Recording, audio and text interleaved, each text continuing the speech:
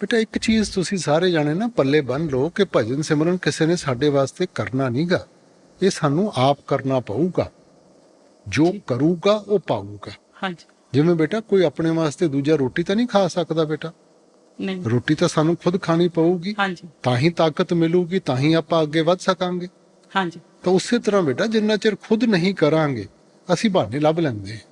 ਕੋਈ ਕਹਿੰਦਾ ਜੀ ਮੇਰਾ ਮਨ ਨਹੀਂ ਲੱਗਦਾ, ਕੋਈ ਕਹਿੰਦਾ ਮੇਰੇ ਤੋਂ ਬੈਠਿਆ ਨਹੀਂ ਜਾਂਦਾ। ਬੇਟਾ ਆਦਤਾਂ ਤਾਂ ਆਪਾਂ ਹੀ ਪਾਣੀ ਹੈ, ਕਿਸੇ ਹੋਰ ਨੇ ਤਾਂ ਨਹੀਂ ਪਾਣੀ। ਹੁਣ ਜੇ ਆਪਾਂ ਮਨ ਦੇ ਅਧੀਨ ਹੋ ਕੇ ਚੱਲਾਂਗੇ ਤਾਂ ਸਾਰੀ ਉਮਰ ਉਹਦੀ ਚਾਕਰੀ ਕਰਾਂਗੇ। हाँ जी। ਇੱਕ ਪਾਸੇ ਅਸੀਂ ਕਹਿੰਦੇ ਹਾਂ ਜੀ ਸਾਨੂੰ ਤਾਂ ਆਜ਼ਾਦੀ ਚਾਹੀਦੀ ਹੈ, ਤਾਂ ਫਿਰ ਕਾਹਦੀ ਆਜ਼ਾਦੀ ਰਹਿ ਗਈ ਆਪਣੀ ਬੇਟਾ। ਜੋ ਠੀਕ ਹੈ, ਜੇ ਇਨਸਾਨ ਉਹੀ ਨਹੀਂ ਕਰ ਸਕਿਆ ਤਾਂ ਫਿਰ ਆਜ਼ਾਦੀ ਸਾਡੀ ਕਾਹਦੀ ਹੈ ਬੇਟਾ। ਸੋ ਇਹ ਨਾ ਸੋਚੋ ਕਿ ਜੀ ਇਹ ਕੋਈ ਹੋਰ ਕਰਵਾਊਗਾ, ਇਹ ਤਾਂ ਸਾਨੂੰ ਕਰਨਾ ਪਊਗਾ। ਮਨ ਨੂੰ ਮਾਰ ਕੇ ਕਰੋ, ਜ਼ਬਰਦਸਤੀ ਆਪਣੇ ਆਪ ਨੂੰ ਬਿਠਾਓ, ਕਰਨਾ ਹੈ।